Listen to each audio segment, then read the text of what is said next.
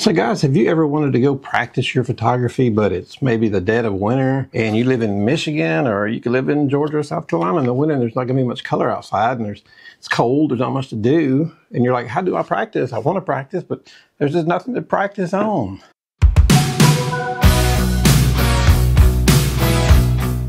Well, don't fool along. Every photographer in their life has probably felt this way at some point. I know I have, and I know others that have, because sometimes you're just thinking, boy, if I could just be in New Zealand right now, or if I could be in Spain, or if I could be in Mexico and Cancun, I'd have all this beautiful stuff to photograph, but I just live in this little town and there's just nothing here to photograph. What you gonna do?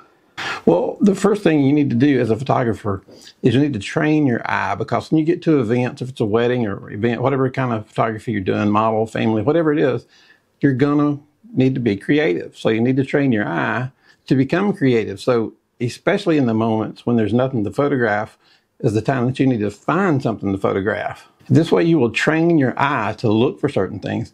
And one of the things you can do is you can say, okay, I got my camera. It's 42 outside. It's warm enough to go for a walk. Depends on where you live, whether you think 42 is warm or not. But let's just say it's 42. It's kind of cold to me, but throw on a coat and suck it up. So to train your mind, you can start out saying, okay, today when I go out, I'm going to just look for octagons. So you could go find an octagon and photograph octagons all day long. Or you could take an object with you, like take this Pepsi. You could take it out and take it with you from the house and take it outside.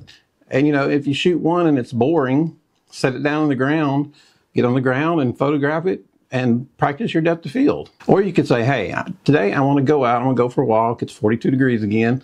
I'm going to just look for colors to photograph. I'm only going to photograph the color green.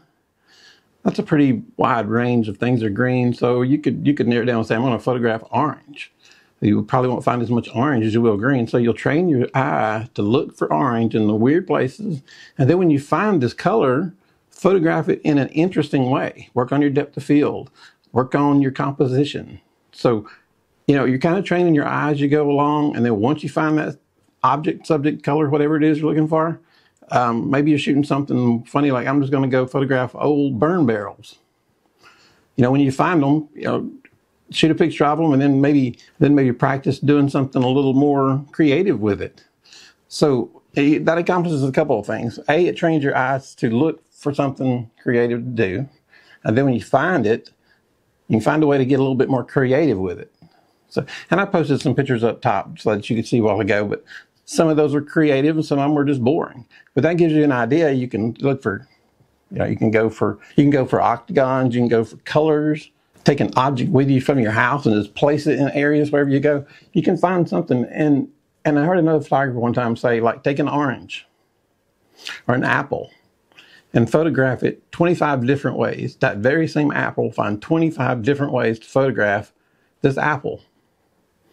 Use a flash, use a bounce flash.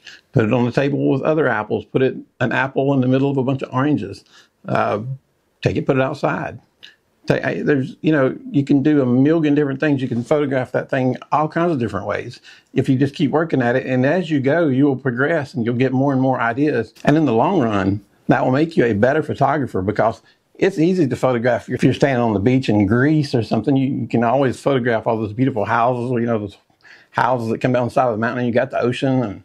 Or, you know, if you're standing in the Grand Canyon, anybody can get those shots.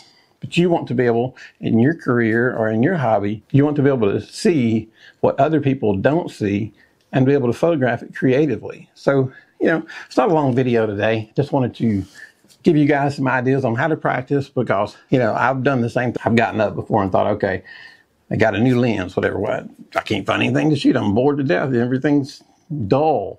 But you can find stuff if you look hard enough, and once you do, you'll train your eye, you'll train your brain, and then when you get to a situation, maybe you're at a wedding or whatever, now you're a little more trained to find cool stuff to photograph. You can find like the wine glasses. A lot of time, you know, have the bride and groom, it'll say bride or groom or their names, whatever it may be. You can learn cool ways to photograph those, and the little things like that are what will set you apart from just the person getting the basic shots. So train your eye and train your brain to get creative. Try these ideas. Let me know if they're working for you. And if you have any questions, just send me an email. And if you like our videos, please hit subscribe. Thanks. Hey guys, I just want to take this second of your time. If you guys would please hit like and subscribe, it would go a long ways toward helping our channel and help us keep making these videos. Thank you.